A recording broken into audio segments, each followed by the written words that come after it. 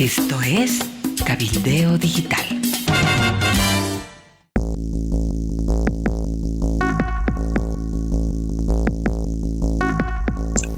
Hola Zulema, hola amigos del planeta, bienvenidos al programa Último Momento. Estamos en el último lunes del mes de abril. ¿Cómo se está yendo este mes?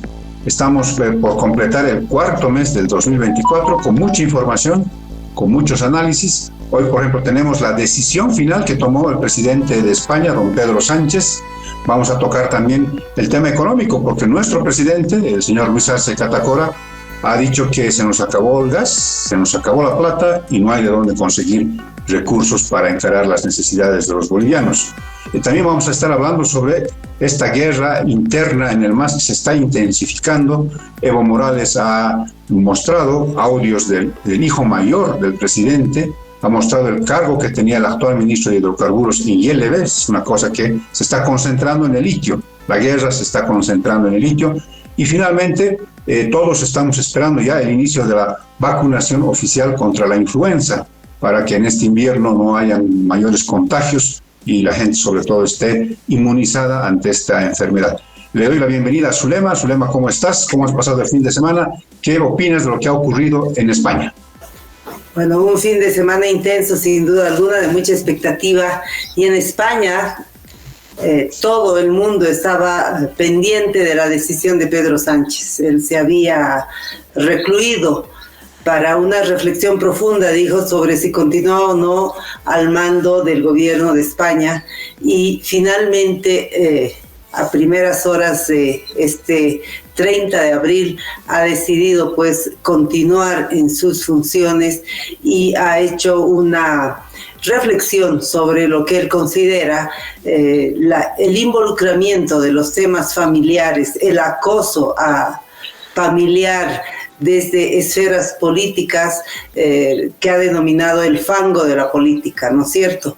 Entonces, creo que lo que se ha vivido estos días, luego del anuncio de Pedro Sánchez de que se recluiría para una profunda reflexión sobre si continuaba o no continuaba al frente del gobierno español, pone en evidencia algo que es una práctica muy común, ¿no?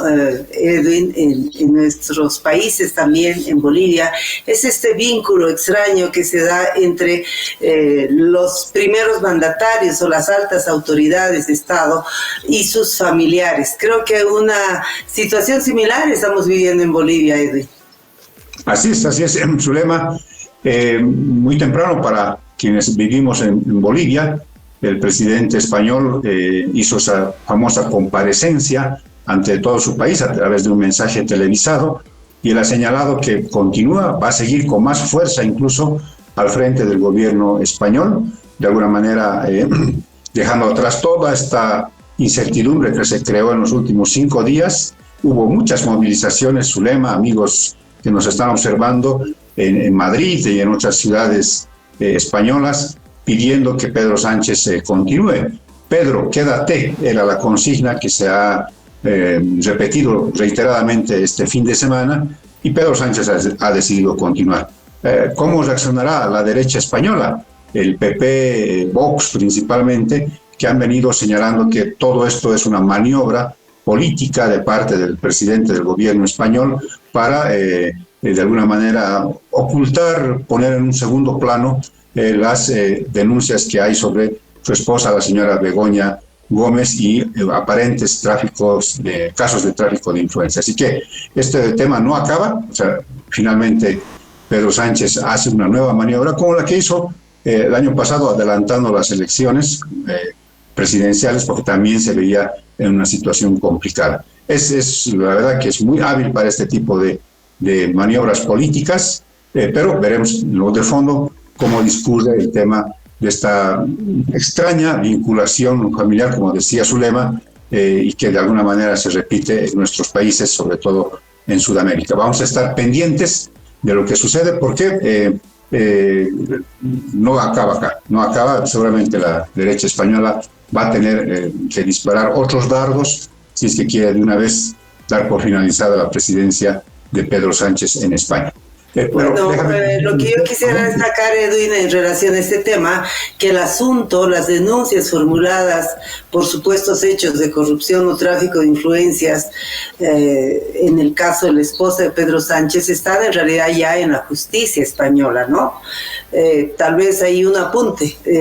Será esta instancia la que tendrá que investigar y establecer si la causa abierta en contra de la esposa de Pedro Sánchez, que es lo que ha motivado toda esta situación política en España, pues se esclarece a través de los estrados judiciales. Así es, Zulema. Está radicado este proceso justamente en un juzgado en Madrid y veremos qué es lo que acontece a partir de este proceso judicial que ya se ha abierto, que está formalizado y que de alguna manera puede ser, digamos, el punto, digamos, de conflicto para el gobierno de Pedro Sánchez.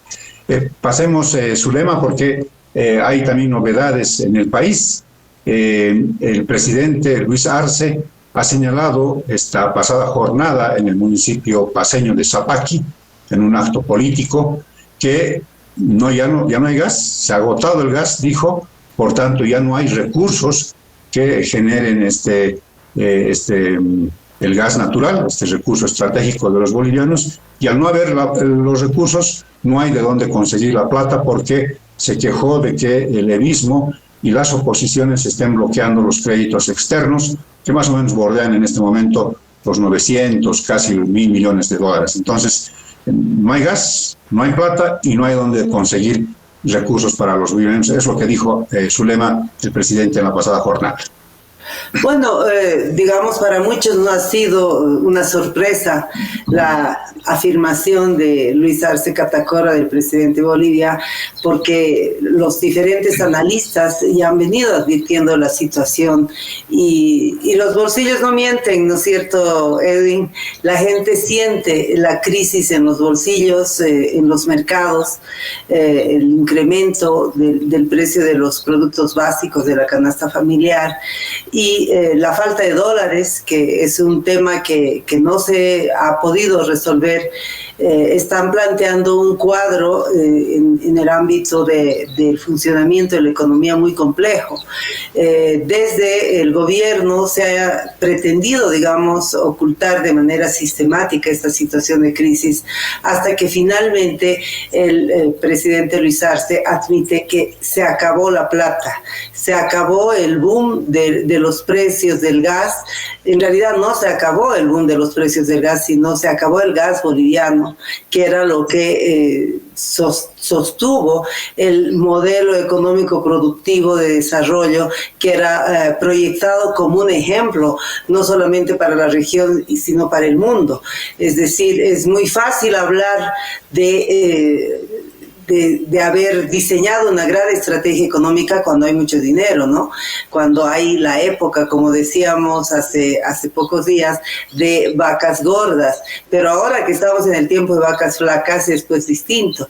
Y el presidente Arce Catacora ha tenido que admitir esta situación. Claro que yo tengo la impresión, Edwin, de que lo hace como una pequeña maniobra para echar las responsabilidades sobre la oposición a su gobierno, tanto la oposición del ala evista como la oposición de otras fuerzas políticas en el país, que han cuestionado la contratación de mayor deuda externa en Bolivia, porque en criterio y en balance de los especialistas, esa contratación de deuda no es precisamente para la reactivación económica, sino para sostener un modelo que es insostenible.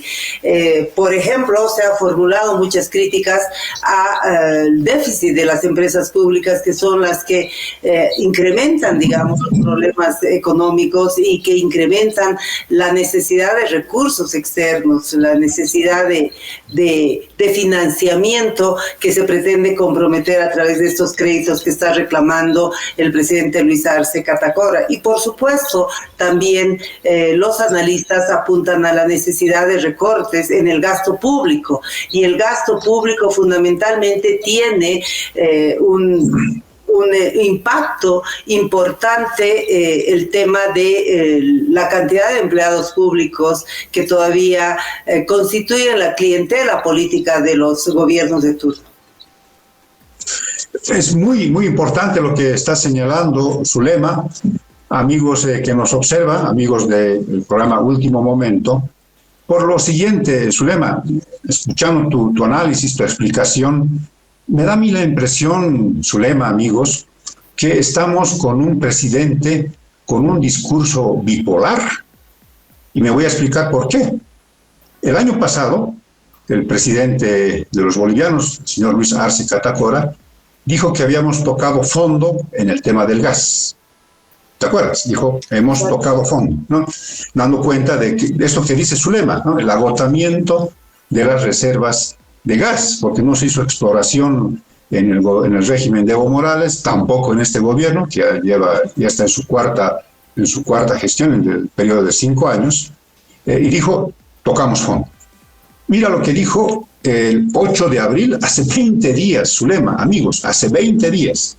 Dijo el presidente en la inauguración de una moderna infraestructura para el Banco de Desarrollo Productivo aquí en La Paz, lo siguiente, textual, dice, esta nueva edificación no solo es la infraestructura, detrás está una filosofía de producción. Opinadores vienen diciendo que nuestro país nunca va a salir de la crisis económica. La pobreza, pero eso no es cierto, dijo el presidente, porque esta es la muestra clara de que Bolivia no está en crisis. Esta es la muestra clara de que Bolivia sigue caminando pese al contexto internacional. Eso dijo hace 20 días, que Bolivia no está en crisis y que la muestra era la inauguración del nuevo edificio del BDP.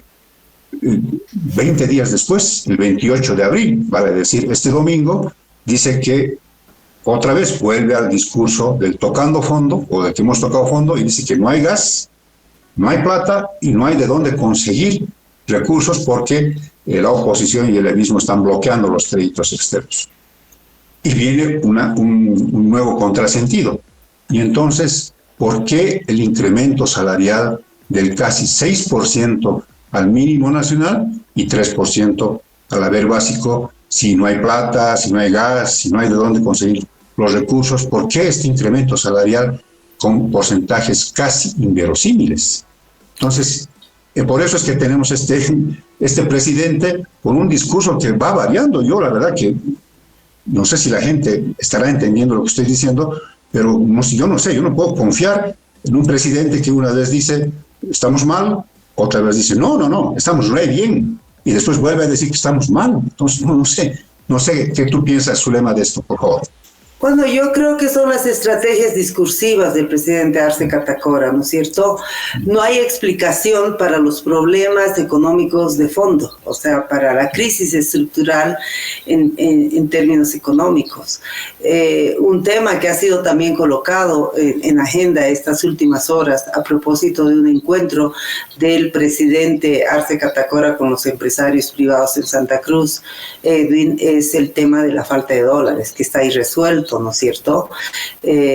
¿Recuerdas tú, a propósito de lo que se dice en una oportunidad y luego se desdice más adelante y luego vuelve a decirlo, el tema de la falta de dólares supuestamente se iba a resolver en el contexto del acuerdo entre empresarios privados y gobierno? Esto ha ocurrido en febrero. De febrero a abril no pasa nada. La crisis de dólares, la falta de dólares es una realidad y lo sabemos cotidianamente, y lo saben los exportadores y lo saben los importadores y lo sabe la gente que tiene necesidad de hacer algún trámite, algún pago, de realizar algún cobro de dineros que recibe del exterior. Definitivamente la única moneda que circula en la banca es la moneda nacional, ¿no? Hay serias restricciones para la libre transacción de dólares en nuestro país. Y es un aspecto que el gobierno tampoco transparenta. Seguramente en algún momento el presidente Arce, que persiste en el discurso de decir que todo está bien en Bolivia, va a tener que admitirlo, pero la gente lo sabe cada día. O sea, los pequeños ahorristas que tienen su dinero en dólares no pueden recoger su dinero de la banca en dólares. La banca está entregando dineros en bolivianos, está restringiendo la cantidad de dólares que la gente puede sacar de sus cuentas en dólares, luego de haber depositado sus ahorros en dólares, a montos realmente mínimos. En función de la dinámica de esta falta de dólares en el sistema bancario, Edwin, las diferentes entidades financieras están determinando a arbitrio la cantidad de dólares que uno puede sacar de sus cuentas. Un día puede ser 100, al día siguiente puede ser $200, de pronto puede ser 500. Realmente estamos en una lógica de lotería cuando se trata de realizar transacciones bancarias en dólares. Es muy importante, amigos, esto que estaba mencionando Zulema, es de alguna manera un pedido de transparencia al gobierno del presidente Luis Arce para saber en definitiva cuál es el grado de crisis económica en el que estamos. Porque sí, la realidad es como dice Zulema, estamos viviendo una crisis económica por falta de dólares, por escasez de combustibles, por encarecimiento de los productos de la canasta básica, porque los servicios igual están subiendo, poquito a poquito, pero van subiendo. Entonces estamos en una situación de crisis. Y por eso es que humildemente desde acá, desde el programa, le pedimos al presidente sinceridad, transparencia con la situación económica que está viviendo el país. No está bien, no hace bien a su gobierno y menos a la investidura del presidente estos zigzagueos, estas maniobras discursivas, como dice Zulema, ¿no? Que un día dice que estamos bien, otro día es que estamos mal, otro día vuelve a decir que estamos bien. Caramba, no, necesitamos una línea seria, transparente sobre el estado de la economía del país, porque además el contexto prácticamente está refrendando esta situación de crisis. Las calificadoras, estamos hablando de Fitch Ratings, del banco JP Morgan y recientemente de Moody's, han bajado las calificaciones al país precisamente por la caída de las reservas internacionales y todo lo que hemos señalado hace instantes. Pero también el Banco Mundial, la CEPAL y el Fondo Monetario están preveyendo que el crecimiento no va a pasar del 2% este año. Entonces, si esto es así, si el contexto está mostrando un escenario complicado, lo que esperamos del presidente es sinceramiento y al mismo tiempo un plan de emergencia. Es economista, él es el que se ha señalado como el autor del milagro económico boliviano. Necesitamos una especie de guía, de una línea matriz por donde discurrir para salir de esta situación complicada que está afectando a todos, a empresarios, a trabajadores, a gente que subsiste con sus propios emprendimientos. Necesitamos sinceridad. Zulema, no sé si estás de acuerdo. Totalmente de acuerdo, Edwin. La gestión del presidente Arce Catacora está llegando a un punto crítico, creo, y que tiene que ver con la falta de transparencia y que tiene que ver con la necesidad de esclarecer incluso algunas sospechas o denuncias de corrupción en su gobierno, y que específicamente, como creo que tú ya lo has señalado al inicio de este espacio, incluso están señalando al entorno familiar más próximo del presidente Arce Catacora, ¿no? Específicamente a su hijo. Así lo ha dicho Evo Morales en su última intervención en la radio Causachum Coca, en su habitual intervención en la radio Causachum Coca este fin de semana, incluso con la presentación de audios que vinculan directamente al hijo mayor del presidente Arce Catacora con los negocios más importantes del país, ¿no? Con el manejo de yacimientos petrolíferos fiscales bolivianos y también con el manejo de los negocios vinculados a la explotación de uno de los recursos que, como ya lo hemos apuntado, se proyectaba como la solución a este momento de crisis que estamos viviendo. Me estoy refiriendo al litio y todas las consecuencias derivadas de una mala proyección de lo que son los contratos para la explotación de este recurso natural, ¿no? El litio se constituía en una suerte de salida estratégica en términos de explotación de recursos naturales, precisamente a la caída de las reservas de gas, ¿no?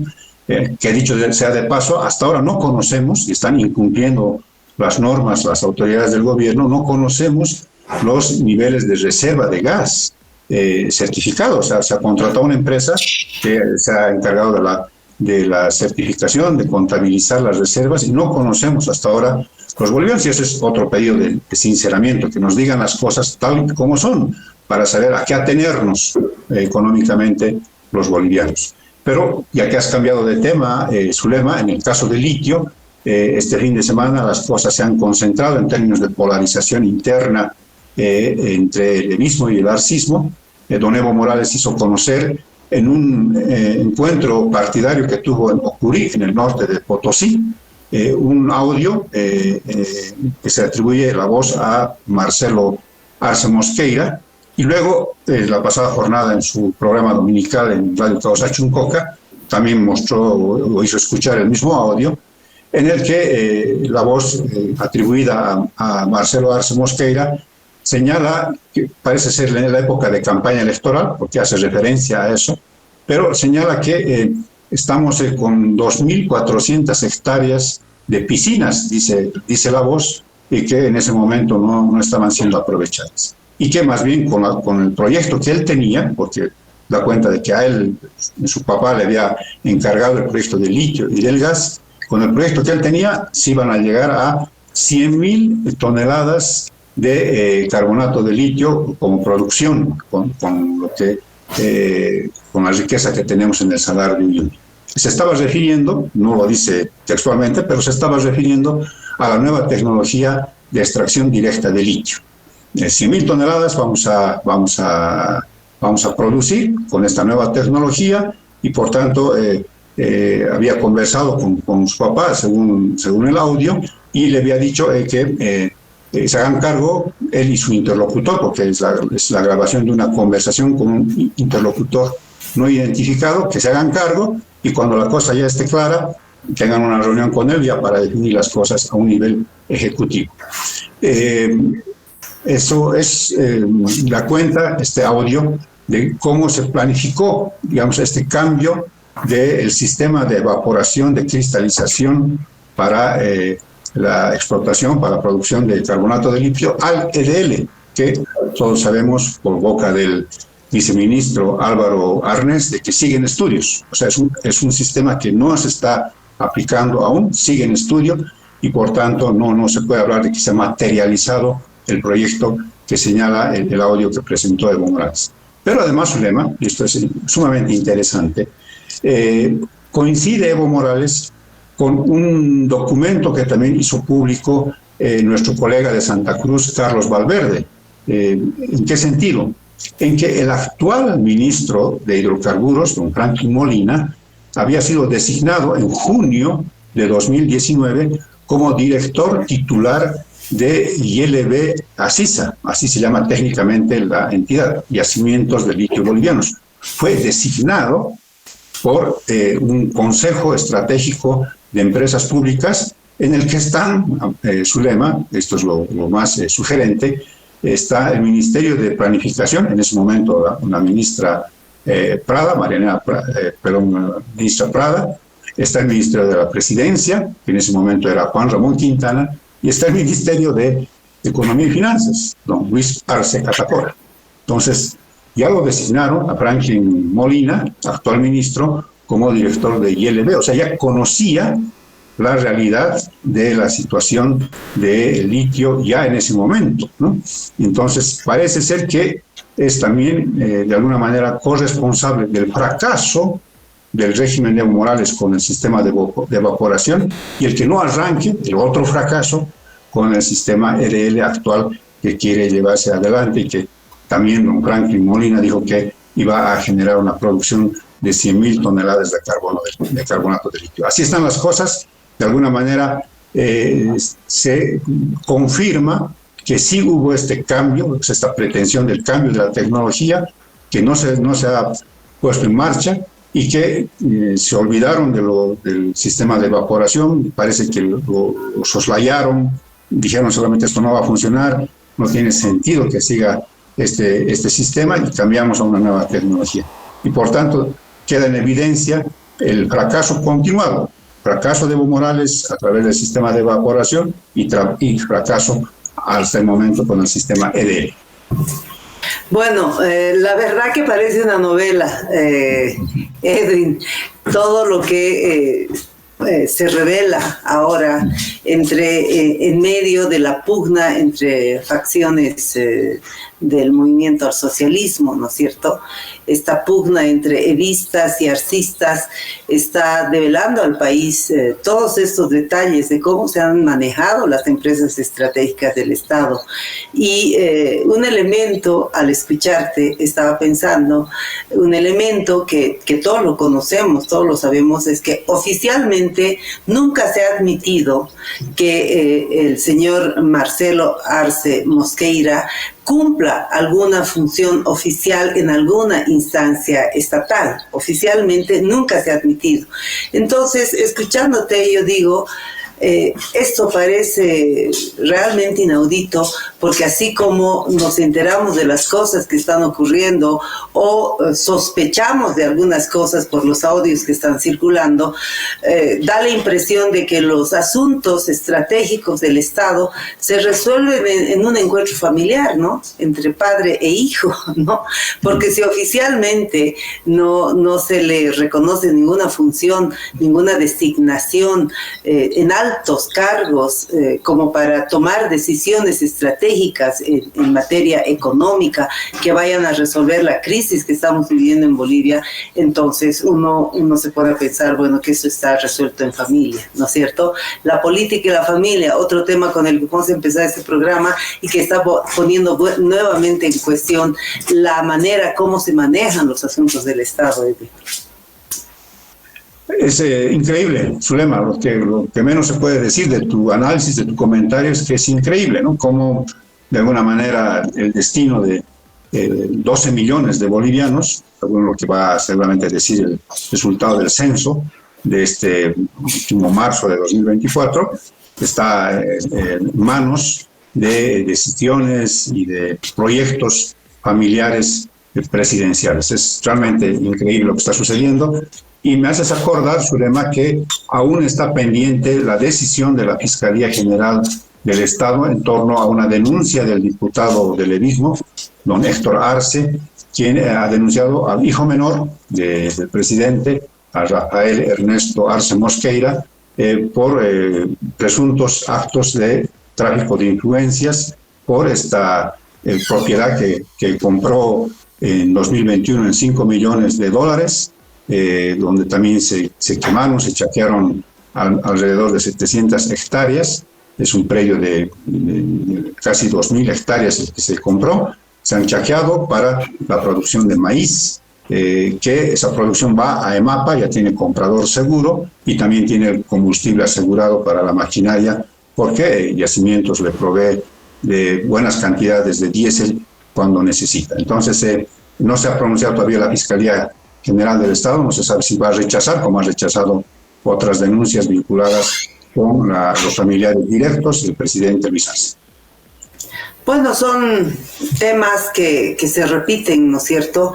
Lamentablemente en la política no es la primera vez que se vinculan relaciones familiares o extrafamiliares en la política, ¿no? Han habido varios casos, lo sabemos, durante el gobierno de Evo Morales, que lo han involucrado directamente. El caso Camsé es uno de los más conocidos.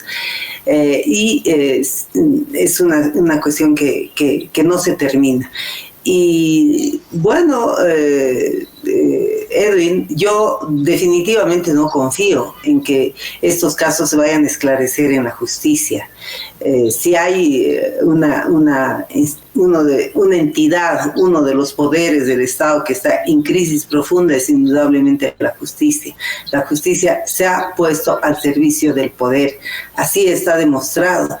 En los últimos días leía un interesante análisis de la ex ministra de Defensa y ex concejala de La Paz, doña Cecilia Chacón, que justamente decía: estamos viviendo en una democracia extraña, porque estamos viviendo en una democracia cuyos destinos están siendo resueltos en los estrados judiciales, a propósito de todas las acciones que se han presentado para paralizar el proceso de las elecciones judiciales, ¿no es cierto? Estamos en manos de magistrados prorrogados que no tienen indudablemente legitimidad, que no tienen reconocimiento en la ciudadanía y que en buenas cuentas están manejando y están poniendo en jaque permanente a la Asamblea Legislativa, que están limitando sus funciones de fiscalización y que están limitando también sus funciones legislativas, es decir, la aprobación de normas y leyes para diferentes temáticas, como los recientes contratos aprobados para habilitar la explotación del oro, fundamentalmente en la Amazonía, impulsados por los cooperativistas mineros. Estamos realmente, Edwin, creo, en una coyuntura muy compleja, donde la institucionalidad democrática está seriamente en riesgo. Estamos retrocediendo tal vez los 40 y más años de recuperación de la democracia, algo más de 4 décadas en las que habíamos pensado que habíamos logrado avanzar en el afianzamiento de este andamiaje institucional que indudablemente se requiere en democracia. El totalitarismo constitucional, así denomina Elizabeth Burgos, una activista internacional que entrevistamos acá en el programa, y es cómo ella califica esto que tú has señalado con mucho detalle, ¿no? Esta suerte de supuestas democracias, o sea, que en realidad son regímenes dictatoriales, totalitarios, que se ponen un celofán democrático, pero en el fondo, claro, están ejerciendo autoritarismo, totalitarismo a través de sus acciones, ¿no? Revestidas de un ropaje democrático. Y la justicia, por supuesto, es un mecanismo de persecución política, de ensañamiento contra los adversarios políticos.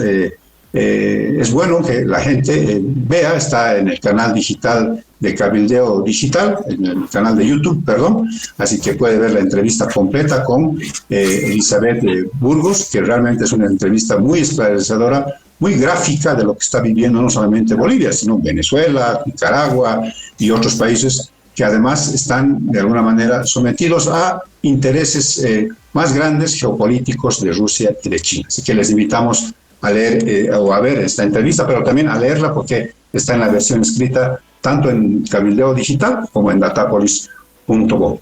Pero has tocado un tema, Zulema, que me gustaría comentarlo rápidamente, y es que este lunes aparentemente se va a reanudar el proceso de selección de candidatos a magistrados, sobre todo en la Comisión Mixta de Constitución. El viernes se conoció un fallo de una sala constitucional en Santa Cruz que da luz verde a que se pueda reanudar este proceso acá en la Asamblea Legislativa. ¿Ocurrirá? No ocurrirá porque hay otros amparos constitucionales, pero además se ha conocido de una presentación de una acción popular de un grupo, de una especie de organización de mujeres de Pando, que a nombre de una postulante inhabilitada presentaron esta acción popular que sí puede entorpecer todo, tumbar todo el proceso de selección y mandarlo a foja cero. Pero, Zulema, aquí lo grave, porque parece ser muy grave, es que la postulante inhabilitada ha declarado en las últimas horas al diario El Deber que utilizaron su nombre, que ella nunca autorizó la presentación de un memorial con una acción popular, utilizando su caso para tratar de que caiga, que se venga abajo el proceso de selección. Esto es muy grave. Esto es muy grave y la principal señalada es una exdiputada del MAS que habría utilizado el nombre de la postulante inhabilitada para presentar el memorial y que la acción popular ya se esté tramitando en juzgados andinos y en cualquier momento se conozca una decisión sobre este recurso. A esos extremos también estamos llegando de presentación de recursos truchos para intentar paralizar el proceso de selección de candidatos a magistrados.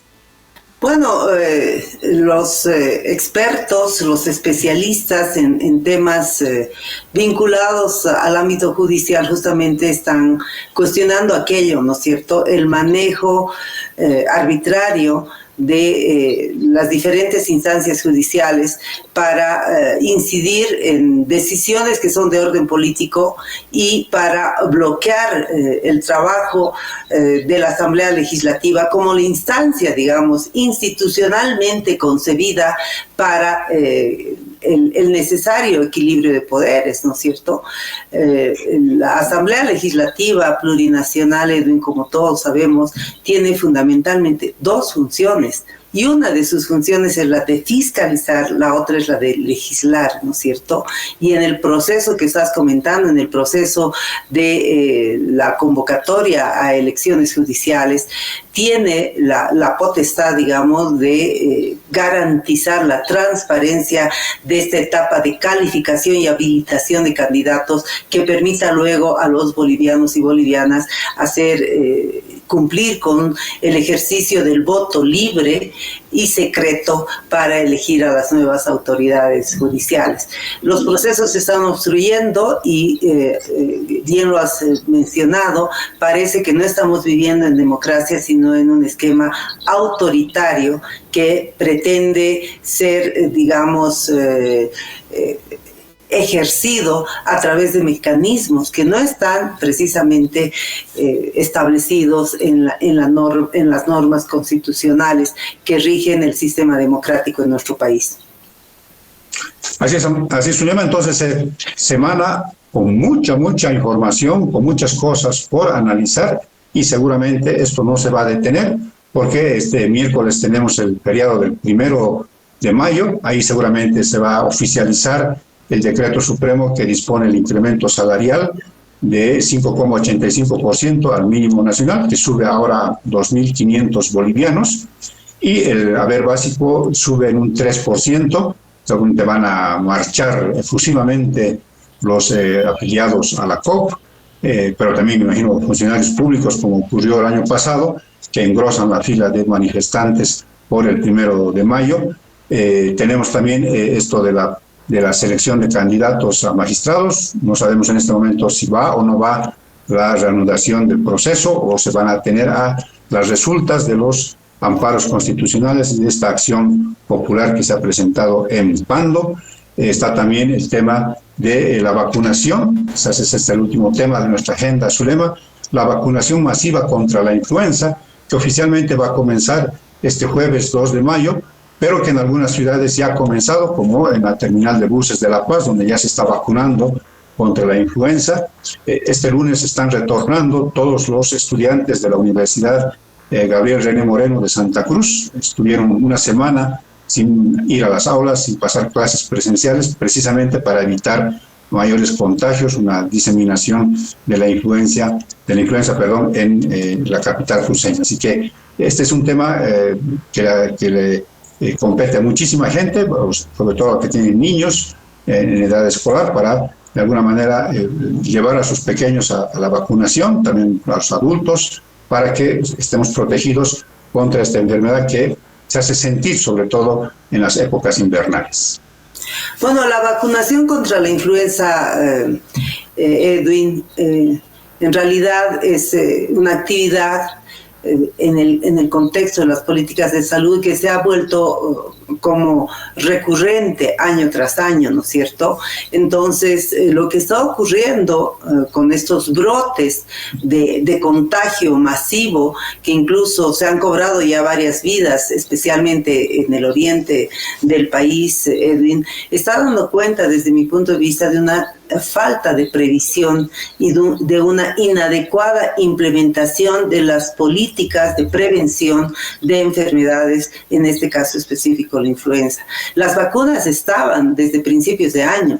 Ya debieron haberse iniciado las campañas de vacunación, especialmente, reitero, en el oriente boliviano, pero todo hace ver que ha habido descuido de las autoridades de salud para garantizar la vacunación de los diferentes segmentos de población en nuestro país. Ojalá, como tú lo dices, que con esta alerta que se ha generado, especialmente en la ciudad de Santa Cruz, en el departamento de Santa Cruz, pues la vacunación contra la influenza se haga de manera sistemática, se atienda a las diferentes regiones del país, porque no es que si la influenza está atacando masivamente en Santa Cruz, no nos afecta, porque hay una ruta de circulación permanente entre departamentos que es la manera más habitual, digamos, de contagiar las enfermedades. Por eso creo que es atinado que la campaña se haya iniciado en la terminal de buses, y tendría que ocurrir así en todas las terminales. Yo estuve recientemente en Santa Cruz el pasado 5 de abril, y la primera recomendación que recibí de colegas de Santa Cruz es que vuelva al uso del barbijo, porque realmente la situación en Santa Cruz está muy preocupante, Edwin. Caramba.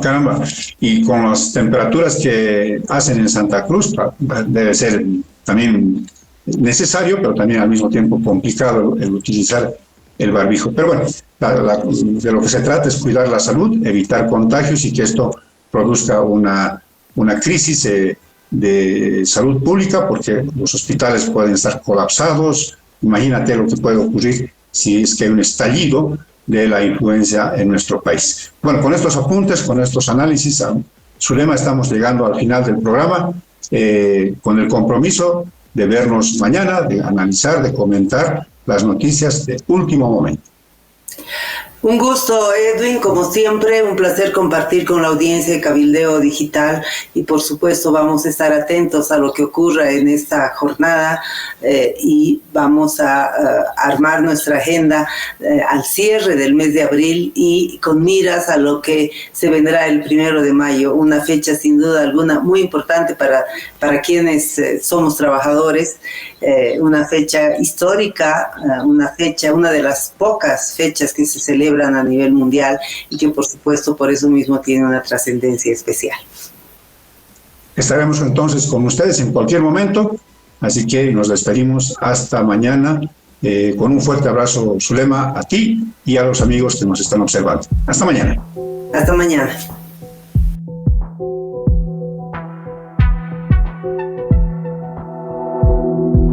Aporta a Cabildeo Digital y apoya al periodismo independiente.